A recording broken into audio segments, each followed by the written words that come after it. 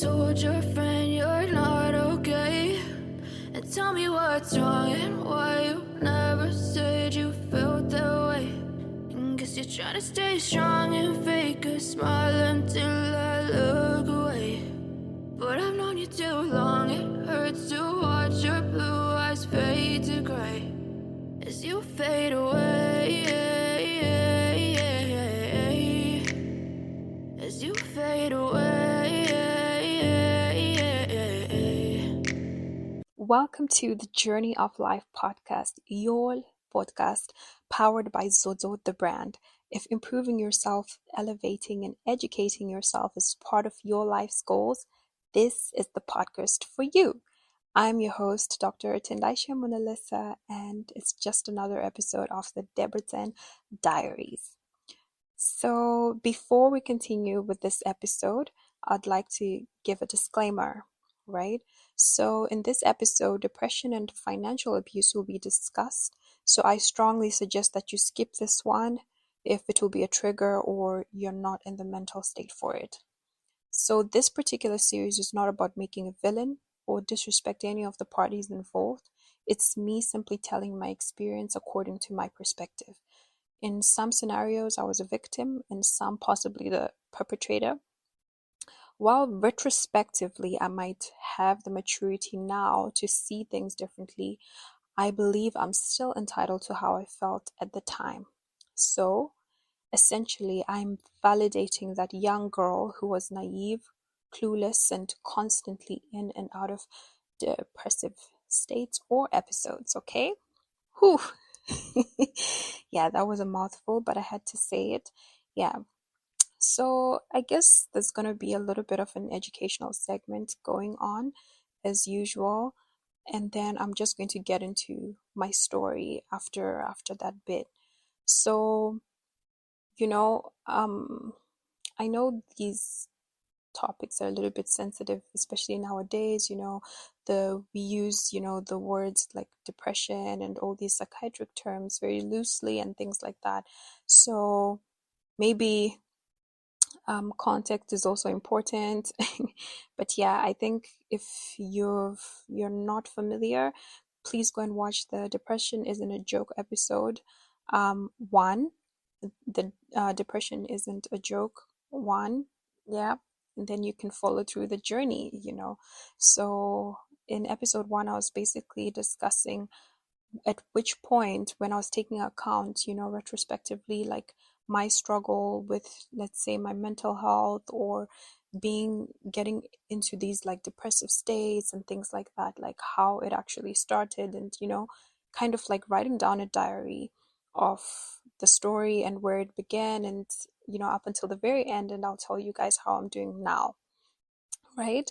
So today I'm actually going to talk about, I think, something that a lot of people are probably experiencing or have experienced, but I guess probably they felt the same way I felt at the time. So we're going to talk about financial abuse, right? So, I mean, some of these definitions and stuff, I literally pulled them out of Google, so you can definitely do the same, and you can take everything that I say with a pinch of salt. So, according to something I picked up on the internet, this was written as economic abuse is a form of abuse where one intimate partner has control over the other partner's access to economic resources, which diminishes the victim's capacity to support themselves and forces them to depend on the perpetrator financially, right? So I know that a lot of us probably when we come to uni, I think probably 90% of people are financially dependent on whether it's our parents or our siblings or family members or guardians. So I think in this case, let's just call the people who we are depending on financially guardians, right? And they're providing like that financial support. And I think the older you become, the more you get to actually realize the power dynamics that come with who's receiving financially and who is giving financially, and the power dynamics that come with that. And most of the time, the person who has the financial upper hand has the power to manipulate or yeah, or to possibly abuse the person, with who's in the lower hand in these types of scenarios. So I saw like a couple of points, and I mean, in this description, we are describing a relationship where two people are involved, right? But I believe that this is also possible even in platonic relationships or family relationships, or not romantic types of relationships, let me put it that way. And straight from Google, this is the definition I got. But I'm going to pick up a few pointers that I think apply to other types of relationships where the financial dynamic is different. And then that's what I'm going to speak about further in detail, because that will be part of my story. So here it says economic abuse is a form of abuse when one intimate partner has control over the other partner's access to economic resources, which diminishes the victim's capacity to support themselves and forces them to depend on the perpetrator financially. So these are the signs. I'm just going to read them out for you guys, and then I'm going to pick out a few of them that I think were applied to my story, and then we can kind of dive deeper into like how I felt, without thinking too much about it, and just like how it made me feel, right? So 1, they control your access to money. 2, they scrutinize your spending. 3, they hide funds from you. 4, your partner forces you to deposit your income. 5, your partner has racked up credit and debts in your name. 6, your partner pressures you to co-sign a loan with them. 7, your partner has threatened to cut you off. 8, your partner controls or limits your employment opportunities. 9, your partner controls or limits your educational opportunities. 10, your partner forces you to sign a power of attorney, giving them control over your finances, right? So these are examples and signs of financial or economic abuse. And for every part that I said, partner, you can switch that up for whatever party that is relevant, right? It could be a parent, it could be a sponsor, it could be a relative, it could be, whoever is relevant in this position, right? So, and the impact of it. Part of the impact of this is like a lack of ability to believe you can manage finances, right? Guilt around money, desire to rebel and spend money because it's being restricted for you, and of course, an urge to hide spending from future partners. Yeah.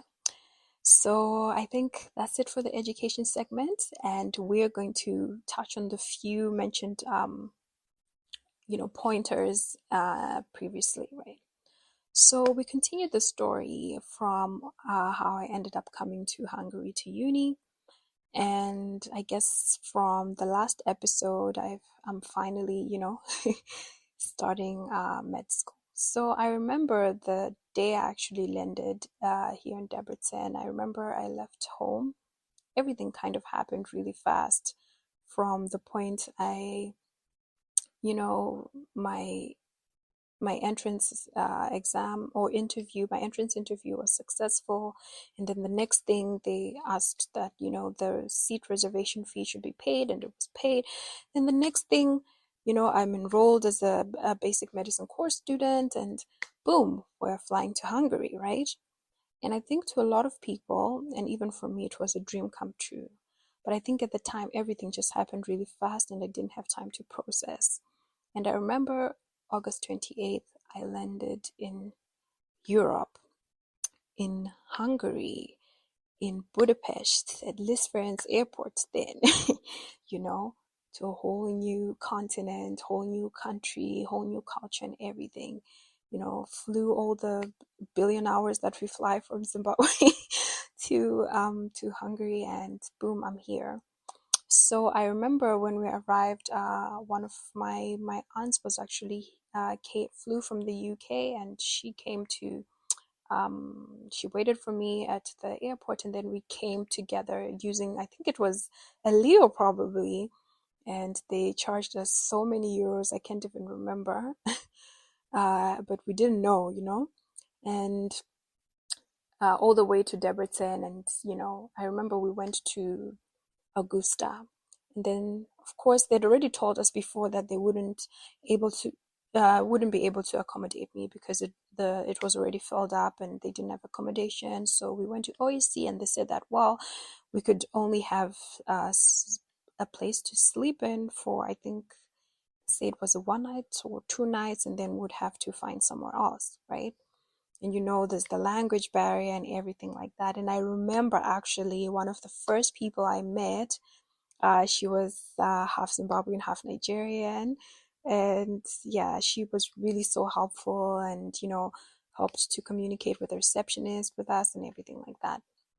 Fine. And then I think after a couple of days, my aunt left, and then it was just me, myself, and I.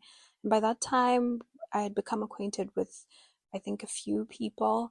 And yeah, one of my day ones, actually, up until this year, was the one who actually showed me around everywhere, and showed me where I needed to go, where I would take my lectures. But they were not studying medicine, so we weren't at the same campus, right?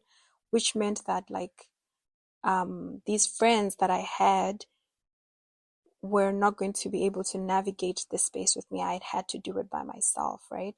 But they showed me around, they showed me where's what, how to use the tram, what I needed to do, and everything. And I'm forever grateful for it. Because I tried to imagine, like, if they didn't do this, like, how was I going to manage? How was I going to cope? Because the culture shock was just so much. When you're actually in shock, some people completely become like paralyzed.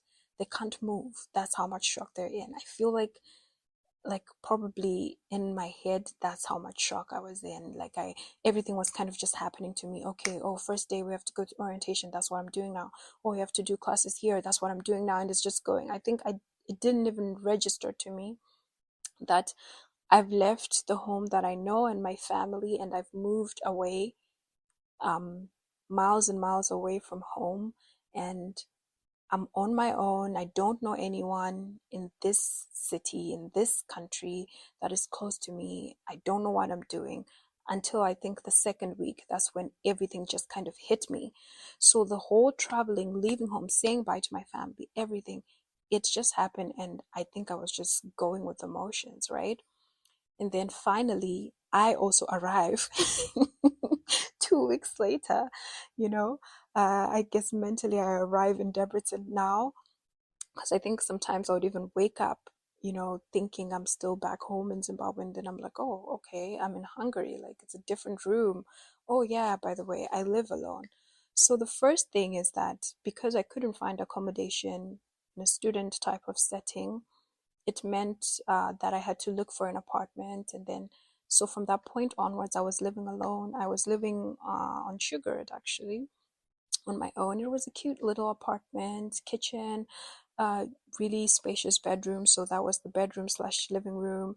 And then a nice little bathroom with a shower and a toilet, and then a nice little kitchen, really nice little balcony. Everything was perfect, I think, for a student and for one person. And it was very cozy for me and spacious enough for me. But then I think the advantage that probably if I had gone to Augusta or any of the student dormitories, I would have been able to interact with more students who are, like, freshers as well. And I would have probably made friends easier, because the environment is full of other people, and stuff like that. But then now I was on my own, and I was also navigating that, oh, how do I get the bus? How do I do the tram thing? And then I was doing it on my own. But I can imagine, like, if you're in Augusta, everything is like a group thing. Oh, we're going to Tesco. Then you get on the bus together, you get lost together. But I think I was making all these discoveries on my own. And I think I became quite timid, right? And everything like that. So while that is, I'm going through that adjustment and everything like that, I think the other aspect was now me thinking about, like, where I'm coming from, deeply, and trying to hone my focus in, like, knowing my background, and keeping the main thing. So what had happened is that I had a sponsor who was going to sponsor me financially and everything like that, and that was the arrangement, right? So um, basically, that they had control over my access to money, so because they were my access to money, and whatever financial means, whatever you could call it. So I would get an allowance and everything like that. So I think this type of dynamic was very different from what I was used to, because I was used to being a financial dependent of my own parents and getting everything as I needed, and probably a little bit more, if that makes sense. So I think this dynamic was completely different for me. And I was supposed to be financially dependent on my sponsor completely. And of course, I was on a somewhat tight budget. And not only that, I think, when you're really young, you're not good at managing your finances that just yet. So I think it was also still a big responsibility, even for me, that was just kind of thrown at me, and I wasn't really sure on how to handle it. I was still trying to discover a new place. I think a lot of students can relate to how much money they used to spend on ridiculous things. I think the other week I recently met a new student who told me that for the past um, year or something, they've been using Bolt to get around the city, and that's such an expensive way to do life. So I feel like a lot of freshers make these types of, like, financial mistakes. They don't know the most affordable ways to do things and most affordable places to do things, right? So I was definitely in that box too. I was just a fresher. So I think with the budget that I had, like, it just wasn't enough, and I think even with me knowing where to get what better, I think it still just wasn't hitting the spot. So I was really, like, limited in that way, or at least I felt really limited in that way. So, and my sponsor wasn't really keen on me having multiple sources of income. So let's say, like, my parents getting involved, right? So another thing that was in my head, because there's all this, like, online that I'm watching, because I used to really enjoy, like, watching, let's say, content from back home, because it just made me feel at home, like on YouTube and things like that. And Zimbabweans are always complaining, like, things are so tough, things are so tough. So in my head, I already knew that, like, my parents or my family, they're these type of people. If there's something going on at home and I'm school or I'm at a critical point, they're not going to say anything about it, no matter what. So I knew that they're never going to complain. If I ask for anything, they're never going to complain. But I also didn't want to become a burden. And I think because I was so far away, I completely became disconnected, like, with reality, So now I was like, okay, I need to make sure that, I make do with what the sponsor is providing for me. I need to make sure, I make do with this opportunity that I have, because, I don't want to burden my parents. And, Zimbabwe is really tough. Like, oh my gosh, like, people are starving and this and this and that. Like, that was what was filled in my head um, so much. So, I think I remember this so vividly. I think there were many points, that I was really, really, like, struggling, like, even like to buy food and, basic needs and things like that. You know what I mean? But I never complained. So you can imagine like the effect that it had on me. And on top of that, I was already getting scrutinized for the way I was spending. So like asking for more wasn't even an option, because like the way I was spending, like I was told like I shouldn't be like ordering any takeout or anything. I was even barely ordering any takeout. I feel like, and you can imagine for a young person, I think, how old am I at that point? I'm like 19.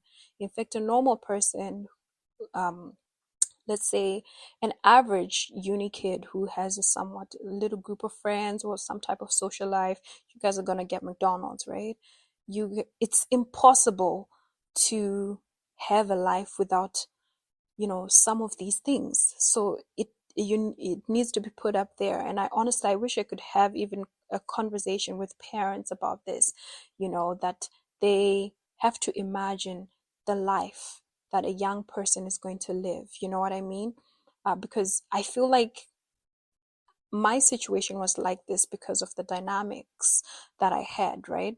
But let's say if my parents were more involved, at that point, and I was also speaking up about like my experience, things would have been very different, because I think the way they see things is different. But I feel like I've definitely heard other like people like feel like, my parents don't understand me. They actually think that like I'm overspending and we're constantly reviewing my budget and everything, but I'm not. Like things are actually expensive in Europe and everything like that, and it's frustrating, because the point is not that, oh, I just want more, they should do more. But I think that I shouldn't, um they shouldn't say that I'm being reckless or I'm being irresponsible. You understand what I mean?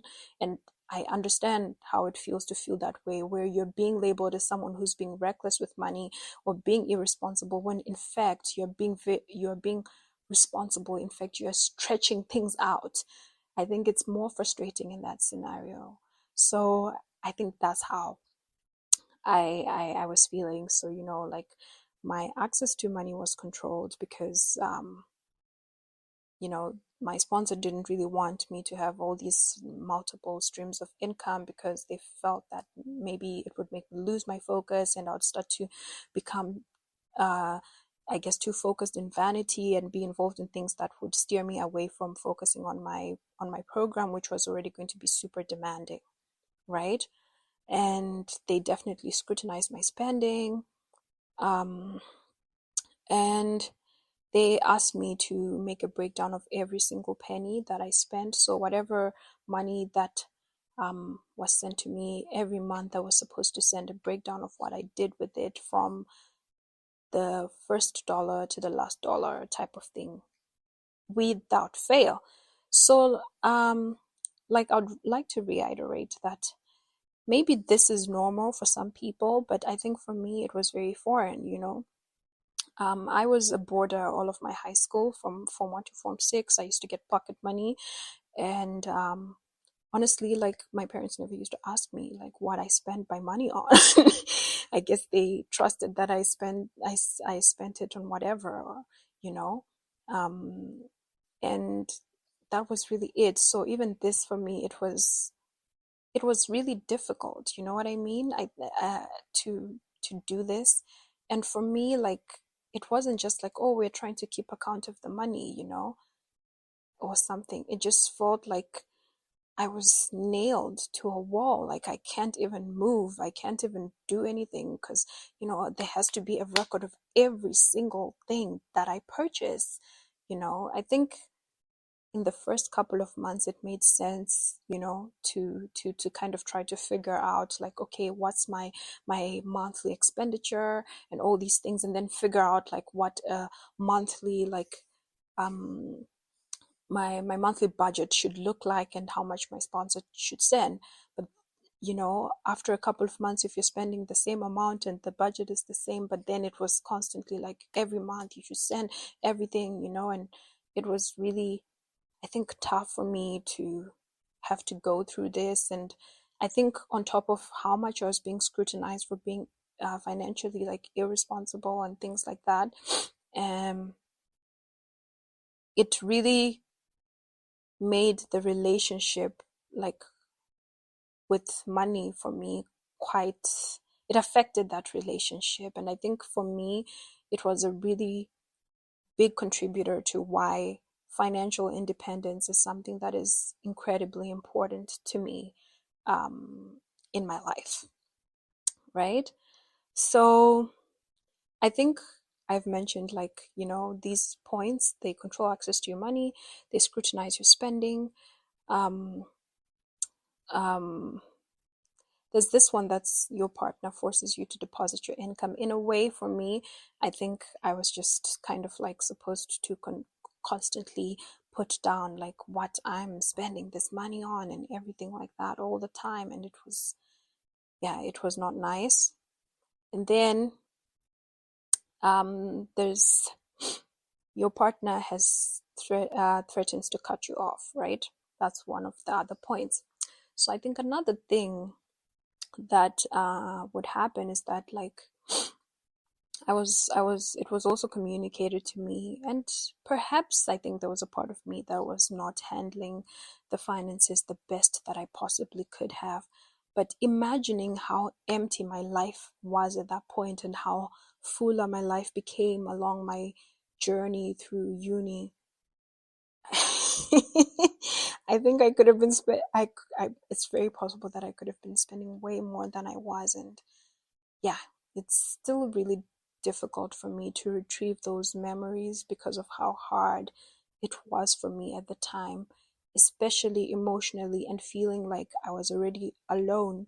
Like I said, I wasn't really telling my family what was going on. I was not really telling my family how I was struggling financially, to the point that I didn't really have like basic things, like, like food and drink and this and that.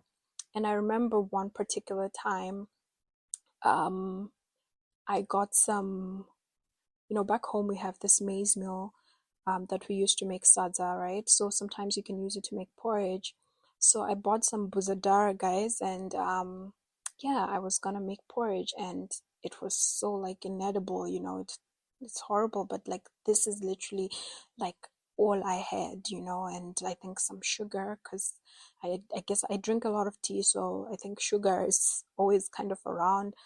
But I couldn't even go to, and trust me, like back then things were really, really like affordable, like compared to what it is now. Like if you go to somewhere with 1,000 forints, like you could actually get something that will make you up, whip you up a meal. But like I didn't even have that chicken change to put together to do that.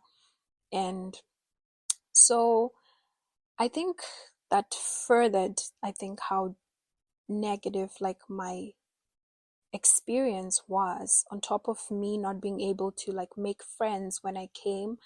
um I just couldn't, I just went into a shell. I just became so like super, super quiet and to myself. So I would go for class, go for lectures and everything. And after that, I wouldn't stay or interact. And it became very difficult for me to fit in. It didn't help that there weren't any other Zimbabweans around. So it just felt like, oh God, like, where are my friends? Where is my group of people who are gonna like chill with or talk to before lectures or after lectures, or go to LSB with, or go to, so it was so unbearable. I would just grab my stuff and come back home every day after school, because I couldn't fit in, I couldn't make friends, and it was really depressing to be in school. And then on top of that, I didn't have a lot of work to do because I accidentally registered for BMC. Probably I mentioned it in the first episode.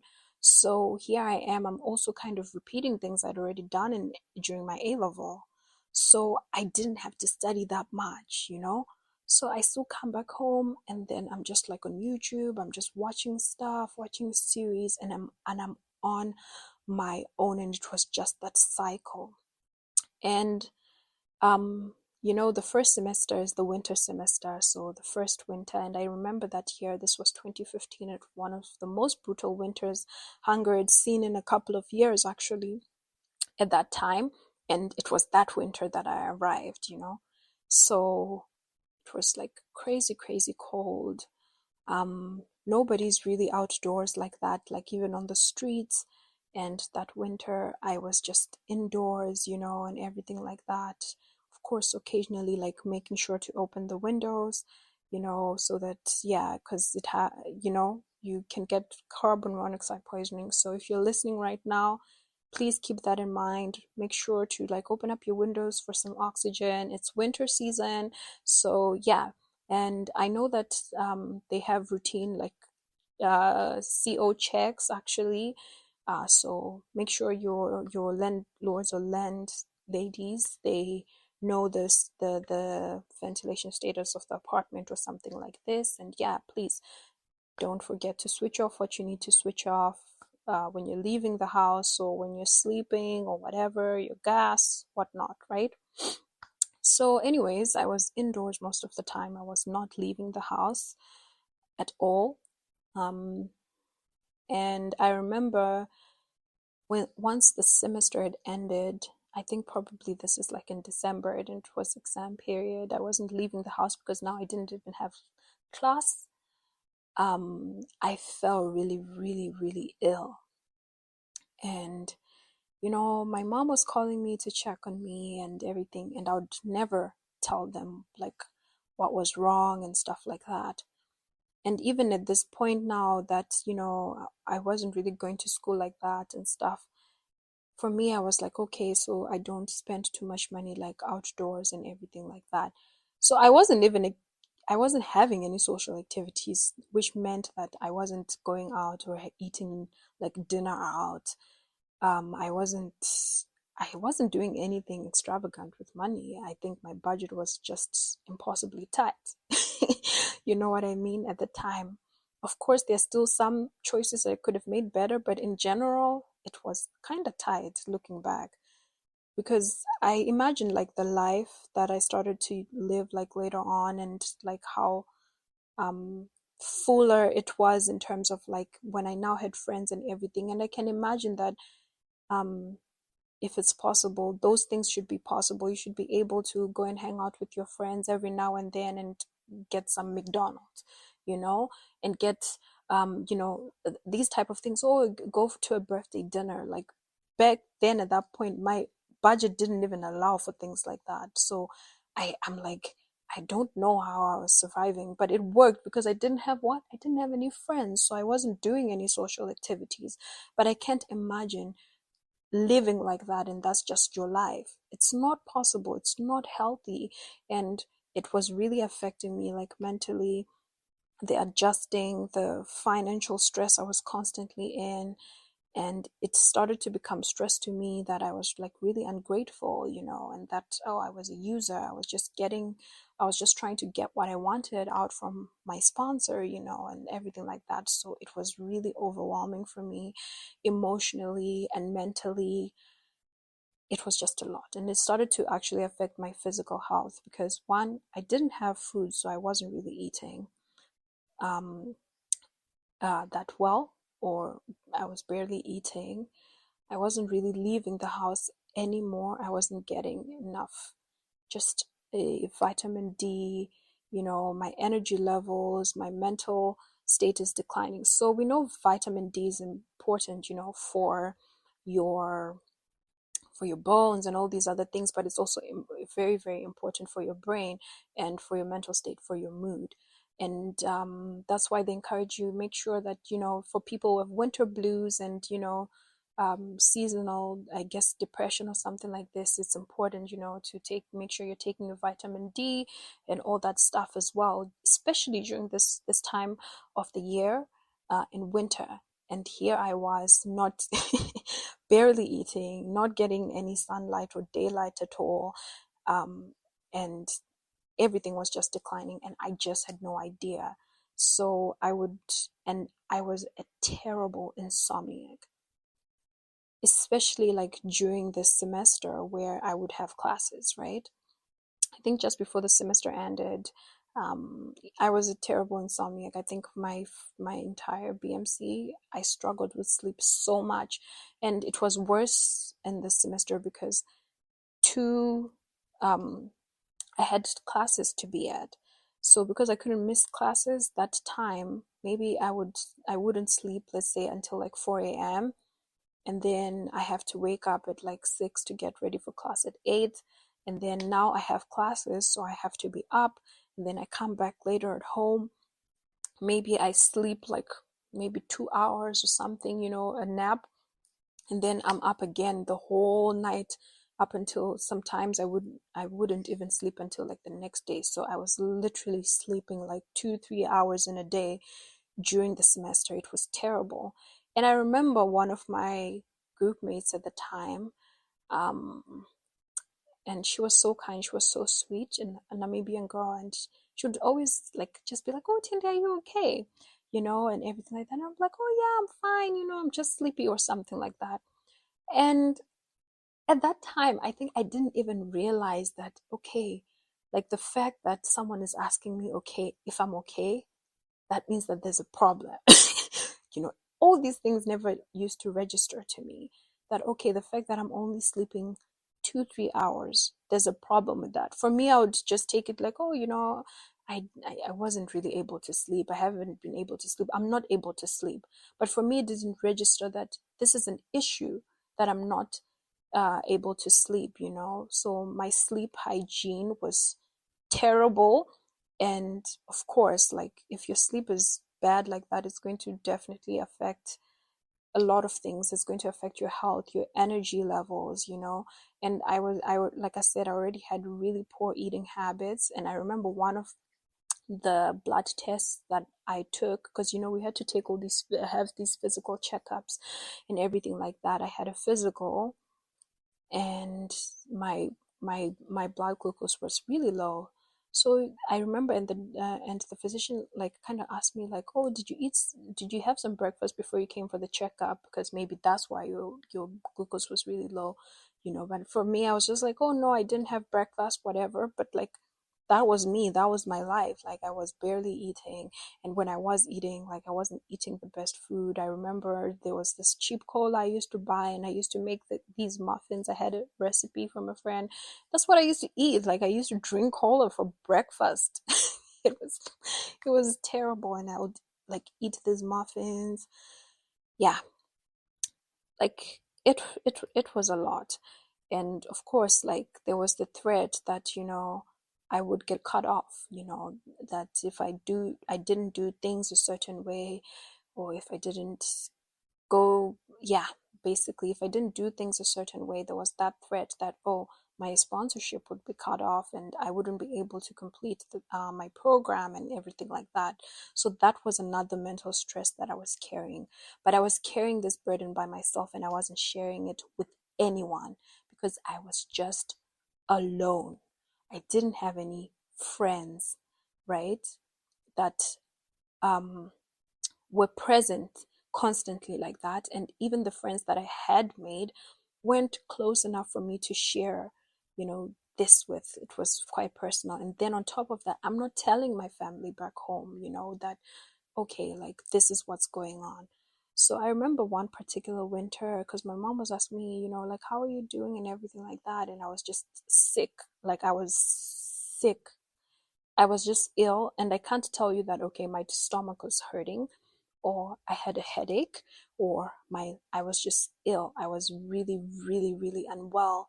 And I remember the phone call I had with my mom, and it was that winter, and she said, I want you to get up, take a shower, wear your warmest clothes, put on your gloves and everything, go take a walk outside. Because I was telling her, I've just been indoors and everything like that, and I just don't have any energy to get out of bed. And then um at that point, I started to like sleep excessively. Like, I would spend more time sleeping than I would be awake, and I would be too weak to be up. Like, when I look back, I'm like, God, like, how? It was only God that I think I survived through those times, because like no one had an idea what was going on. Like, if I don't know if, God forbid, if I don't know, one day I just wasn't alive anymore, like, nobody would have known. Nobody would have known how I was struggling on my own, like, mentally. So even if you're seeing like that one person, who's always kind of just like by themselves and things like that, I encourage you to still check in on them. Of course, don't invade their space or anything, but just check in, you know, because some people, they don't have anyone checking in on them. And um, I think that was my case actually in reality. Like, as I'm speaking about it now, like I'm actually deeping how bad it was. And she told me, yeah, anyways, my mom told, like, I'm actually getting emotional um speaking about this, because I think I'm looking at this from the outside and seeing how full my life is, and knowing now that, like, I would never go missing for that long and no one is writing to me, how are you doing, or checking on me. But then at that time I had nobody, you know what I mean, like, around for me to, yeah, yeah, it was really hard. And I remember that day, I even have a picture of that day, and I went out and I walked around like my neighborhood, and the streets were like empty. There was no one on the street, and even that would also leave me like really depressed. I didn't want to go outside because I wouldn't see people outside. So it was just like I'm alone. Even when I'm outside my apartment, I'm alone. So I might as well just stay inside. So yeah, but I remember it did so much for me. That walk outside, it did so much for me. So I feel like if you're getting overwhelmed inside, and it's just, maybe you're thinking too much, or maybe you're feeling really unwell, you're feeling weak, too much of anything is bad for you. So insomnia is bad for you. You're not sleeping enough. Hypersomnia is bad for you. You're sleeping too much. So for me, I was having, you know, a yo-yo of these extremes. So when I didn't have class, I would just sleep like crazy. Like, I'd only be up probably 4 hours of the day, 20 hours I'm sleeping. Even if I wake up, I wouldn't even eat as well anymore, because what would happen is that, like, I'm sleeping through meals that I'm supposed to be having, and then I'm too weak to get up to get a meal. So I would end up just sleeping most of the time. So, yeah.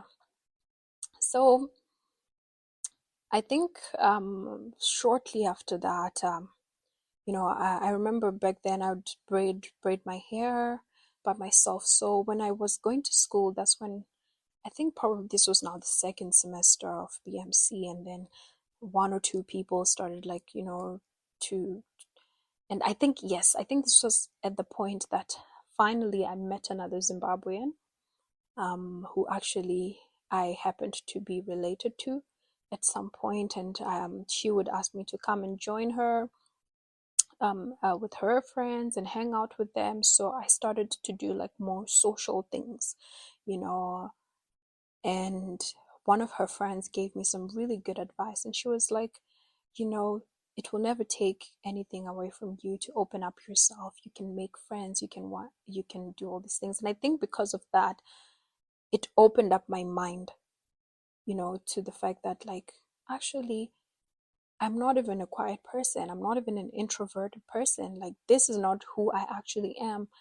And I need to actively, step out. I can't expect people to come to me and I'm closed off and they'll stay, friends with me if I'm not participating. So I also need to participate. I also need to give energy back and get back into myself. So I think I started to do that a little by little. And surely enough, I started to make friends bit by bit. And I remember one of the friends that I made, like, she saw my hair and she was like, "Oh my gosh, like, your hair is so nice. Who's doing your hair for you? We're all looking for someone to braid our hair." Because, we're still kind of, everyone's new and you're trying to navigate things. And okay, so where do we get our hair done?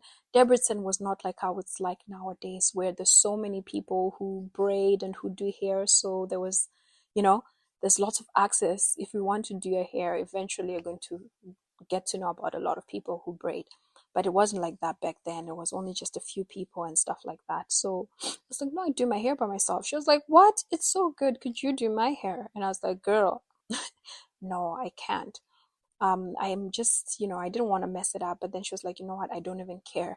If you're going to mess it up, mess it up. And then I did her hair for the first time and everybody was complimenting it. And that's how, you know, bit by bit, more people started to like do their hair with me, and it grew into what is now Blessed Hands Hair, and what is now Zozo the brand, which is actually powering this podcast. So please continue to support me, guys. I am hosting this podcast on my own and using like my own funds. It's not free. And yeah, so please support me, continue to support my business, buy extensions for me, book your appointments with me, keeps the lights on in this household and this podcast going. So yeah, please, I appreciate your support. So of course, yeah, as I continue, that's when I started like doing hair. So another thing was that now I was being discouraged from doing this because it was going to distract me from my main goal, which was to focus on, getting into med school at this point, because I was in BMC and even med school in general. So it was always something that I was supposed to drop. I wasn't supposed to be doing this. Stop, you should remain focused and things like that. So it was an uphill battle because, especially initially, I felt really, really bad for doing it because it felt like I was going against, my sponsorship and everything like that. And but for me, it became a really good crutch for me. So for me, I was just like, I can't pick one. You know what I mean? I can't struggle financially and not have A, B, C, D, and yet the, I have this gift that clearly people appreciate, um and I can make some money from it and supplement, and then, I don't burden my sponsor by asking more than what they can give me. And, and I felt like I was capable of managing it with school as well, so it ended up feeling like either way, this is a control thing. It's no longer this is what my sponsor is able to provide, because if they're taking away my ability to provide more for myself, then what is it about? You know what I mean? So it started to feel like I was also being financially controlled, and my access to some type of financial, let's say, supplementation was also being discouraged, so that I'll just remain um, under the thumb of of only my sponsor. That's how it felt. Maybe that was not the intention, but that's how it felt, because what would be the reason, you understand? And it almost felt like um, the guise of, oh, I'll be distracted and all these things. It was like, okay, if I'm supplemented, let's say from my parents' end, that will distract me. If I'm doing hair and, doing this by myself, I'll also be distracted. So I was discouraged from doing this. But I was also encouraged to find a student job, because then it would help to supplement, and then it would relieve the burden off of my sponsorship and everything like that. So it was just very confusing for me. And mind you, I think at this point, like I said, I think I was literally a child, man.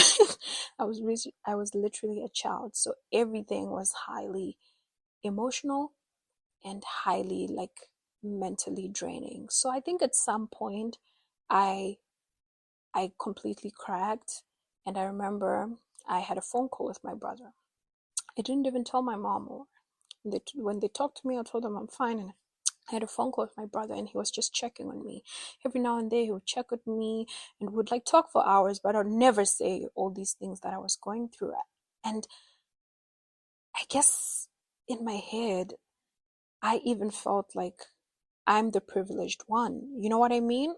Because I think I also had this mentality that I think a lot of people have back home, that people who are abroad, they are living in more privilege than us who are back home. And that is quite far from the truth for a lot of people living abroad. A lot of people living abroad are living very hard and tough lives, even as students, like it's hard out here. people are really having to make do with what they have. I see students, picking up these jobs, taking up wall, delivering food, working for Ryanair, packing pizzas. Like, this is happening all over the world. You know what I mean? So living lives that potentially, if they were back in their home country, they wouldn't really live. So it's not glamorous at all. At least not for probably 70% of the people who are abroad, if I'm being honest. So in my head, because I had this mentality, I'm like, but I'm privileged. I'm privileged to have this opportunity to study abroad, to study in Europe, and I shouldn't be ungrateful for it. I shouldn't complain. All these other things are minor compared to this opportunity. But your your the quality of your life is also important. You know what I mean? I think sometimes so much focus is put on what we're supposed to be achieving, that the value of you as a person is completely overlooked, and yet that is a big contributing factor to the end result of what you're trying to achieve. So yes, your health is important, your mental health, your physical health, even like things, other burdens that you're facing, whether if it's like relational burdens, your struggles with friendship or social struggles, let me put it that way, friendships, relationships, they contribute a lot to the quality of your life and can affect everything. They can affect your academics, they can affect your careers. That's why they say, like, you don't only pray to have a good job, you pray to have a job where the working environment is also healthy. You don't only pray to, let's say, go to a great university, you also pray, to be able to build, social circles and support systems that are also healthy for you, because that could affect, that endeavor. So I think now I realize that, and I'm I'm trying to share that. I'm trying to put that out there so that no one has to navigate these things without maybe this knowledge that I didn't have, and everything was just a blur and confusing, and a lot of memories that I just pushed to the back of my head.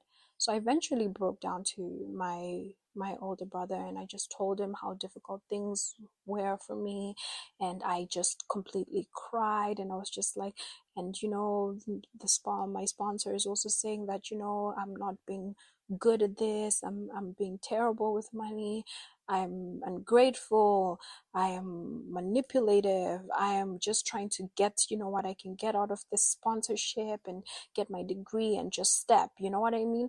And it was so much for me, it was just so much, because outside of anything, I was so grateful for this opportunity, and it was such a dream come true for me, you know what I mean? So at that point, I could not cope at all, and I was struggling, and I wasn't, yeah. I don't I don't have many words to describe, everything I went through, because even now retrieving the memories is hard. Retrieving the timelines is even hard for me now, because I pushed them so deep, so far, because I didn't want to think about those times where I had no one. I didn't want to think about those times where I was so homesick, and I wasn't even telling my family. And those were the only people actually I was in a decent type of contact with, and they didn't even know. So I was just on my own in my apartment, going through the motions by myself. I go onto the street, it's full of people. I go into classes full of people. I go into lectures full of people, but I am alone. So, whew, I know that this experience, someone is possibly experiencing it. And for me, I would hate for someone to have to go through that. Like, and I think that's why I was so adamant about, I think, building a community for Zimbabweans, or providing myself, offering myself to my people, so that no other person would have to go through what I had to go through without a friend. Maybe I couldn't fix their financial problems, but I could just be there for them to talk about it, or build a community where someone would have someone to talk about things, to share about things, to just be like, hey, I miss home, and they're like, I miss home too, I miss my family, I miss my family too. Oh, you know what, biophysics is hard. Oh, same, you know Yeah. So I think probably we underestimate the power of what, you know, access to resources has on us, or lack thereof, you know what I mean? So yeah, this is what I went through in terms of like my financial situation. And for me in that moment, it felt like some type of some level of abuse that I think um, I don't really think that I deserved, or maybe things could have been navigated in a different way, because that ended up being my experience, and possibly it wasn't intended in that way.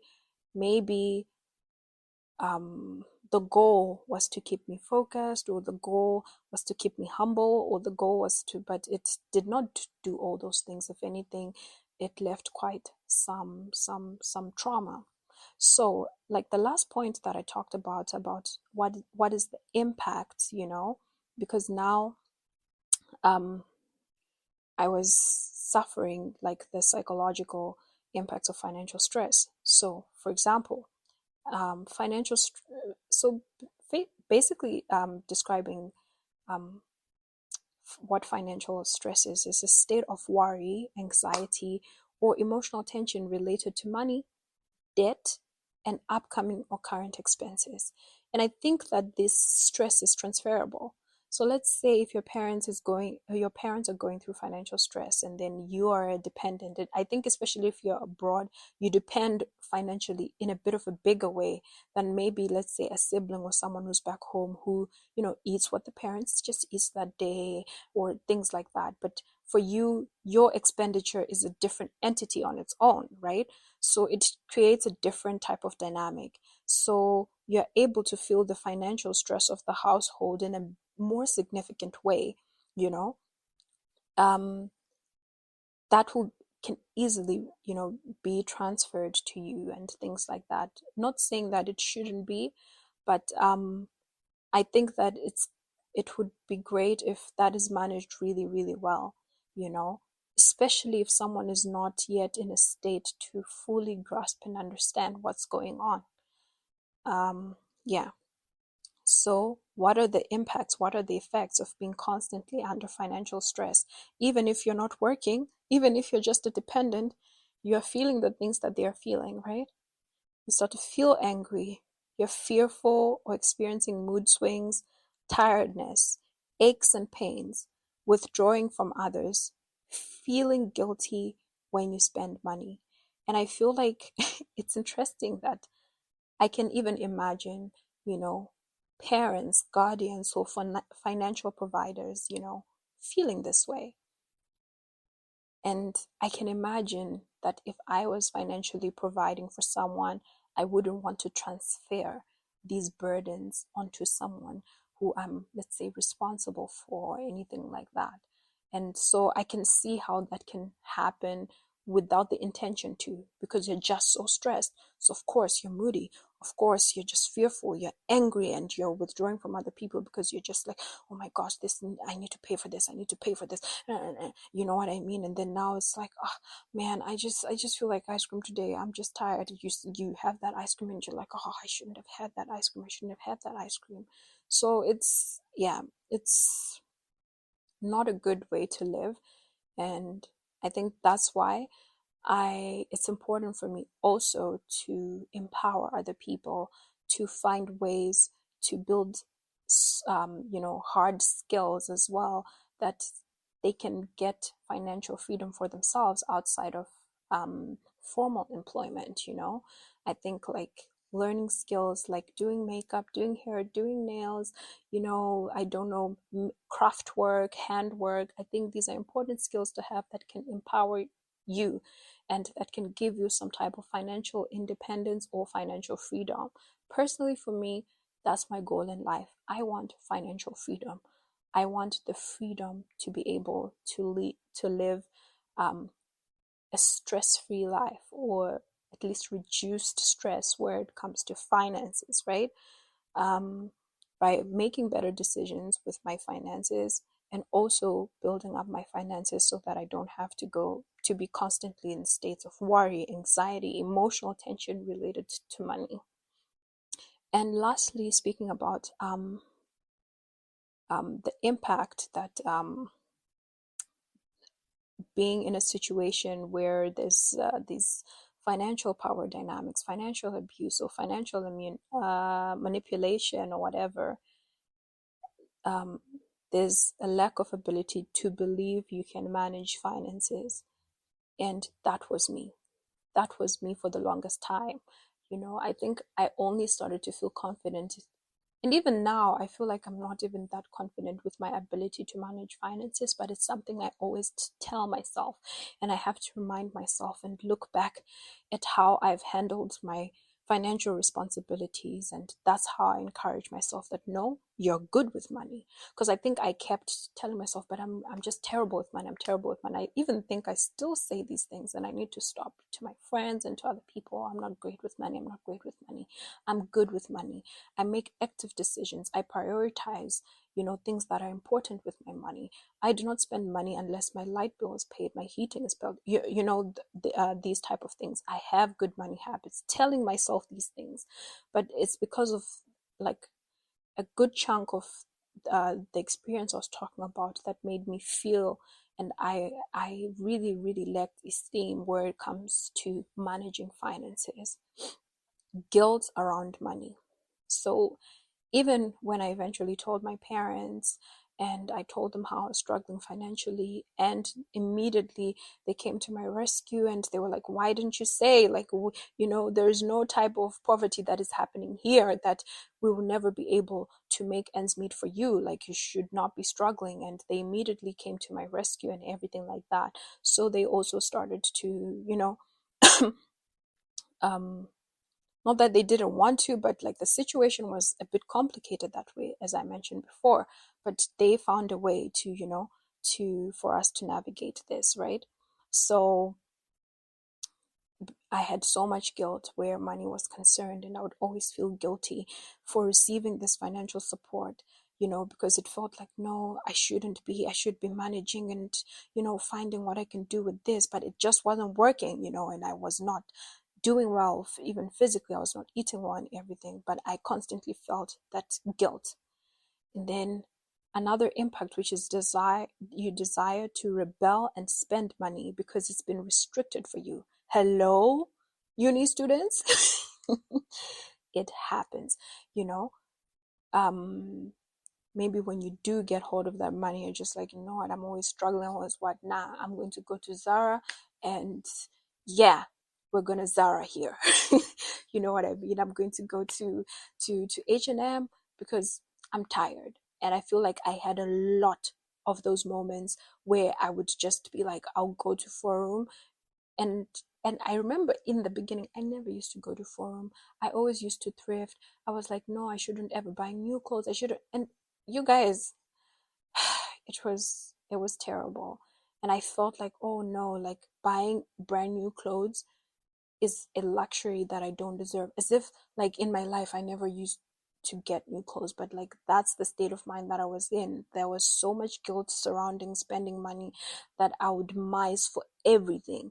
I would always find the cheapest place. I think there's a healthy amount of doing that, but I was doing it in such an unhealthy amount that I started to buy things that have no quality or value to my life, because for me it was like, no, I just need to buy only things that are cheap, even if it was nonsense, but because it's cheap. So looking back and seeing some of the things that I've accumulated, I would tell you it's clutter. And digging deep, why was I getting those things? It was part of that rebellion and part of that guilt as well surrounding money, where I felt like if something costed this much, I shouldn't buy it. And yet I was buying clutter and things that don't have quality, and also wasting money when I didn't have that much to waste in the first place. So it was this vicious cycle, you know. And these are some of the impacts that I have, and I hope that if their parents who ever come across this, they can try to navigate how they do finances, especially with their children who are far away, so that they mitigate the impacts of financial stress and build a good relationship with finances, um, yeah. So anyways, the urge to hide spending from future partners.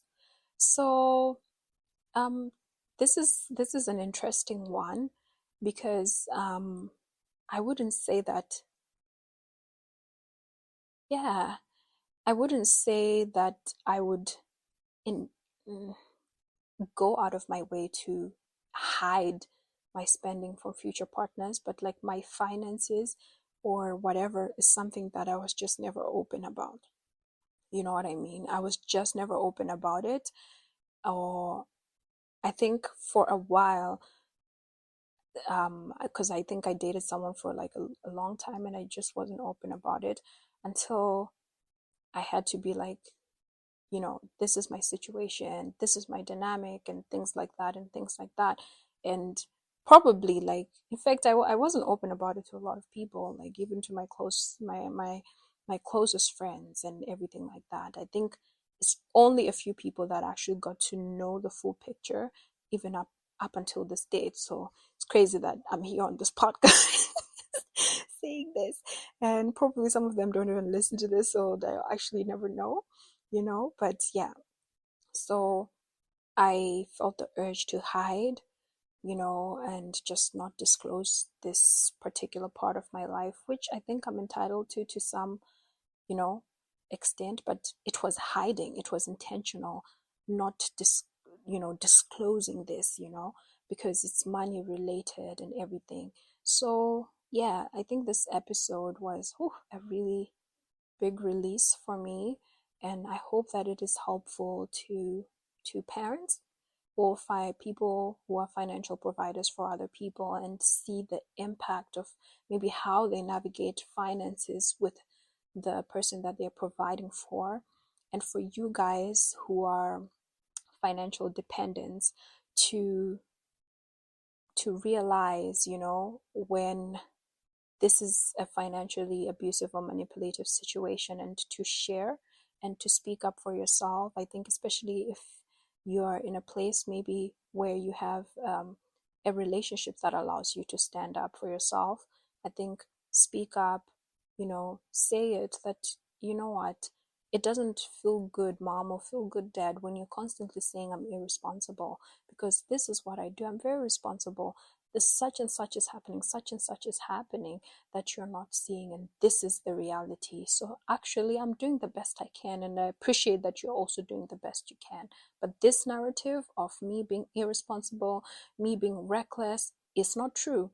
I think it only helps us to create good financial relationships with money, and also save our relationships with our loved ones and our sponsors, our guardians, our financial providers as well. Whew. Yeah, this was quite something. Anyways, yeah, I just want to say thank you guys for listening. Continue to listen to the podcast. Thank you for the support. We hit 1,000, more than 1,000 downloads, and I'm very excited for that. So remember, life is but a journey. So, bon voyage!